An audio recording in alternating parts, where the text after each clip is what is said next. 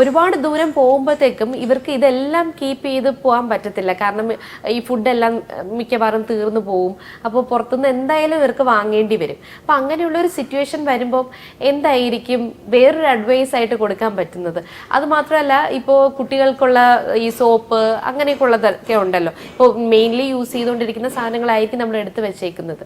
അപ്പോൾ അതൊക്കെ എങ്ങനെയാണ്, അത് എങ്ങനെ മെയിൻറ്റെയിൻ ചെയ്ത് കൊണ്ടുപോകാൻ പറ്റും? ഓക്കെ, ഇപ്പോൾ നമ്മൾ ഒത്തിരി ദൂരമുള്ള യാത്രയാണ് പോകുന്നതെങ്കിൽ, ഇപ്പം വെള്ളമൊക്കെ തീർന്നു പോയി കഴിഞ്ഞാൽ നമ്മൾ എന്താ ചെയ്യുക, ഇപ്പം മാർക്കറ്റിങ്ങിൽ അവൈലബിൾ ആണ് പല രീതിയിലുള്ള ബോട്ടിൽസ്, അല്ലെങ്കിൽ തന്നെ ചൂടാക്കാൻ പറ്റുന്ന, ട്രാവലിംഗ് ചെയ്യുമ്പോൾ തന്നെ നമുക്ക് ചൂടാക്കി എടുക്കാൻ പറ്റുന്ന ആ ടൈപ്പിലുള്ള വെസൽസും കാര്യങ്ങളൊക്കെ ഉണ്ട്.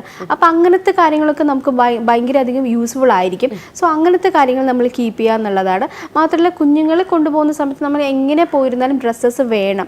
സോ ഇവർക്ക് വേണ്ടിയിട്ടുള്ള ഡ്രസ്സസ് നമ്മൾ കയ്യിലെടുക്കുക എന്നുള്ളതാണ്, ബാഗിൽ കീപ്പ് ചെയ്ത് വെക്കുക എന്നുള്ളതാണ് അടുത്തത് പറയാനുള്ളത്.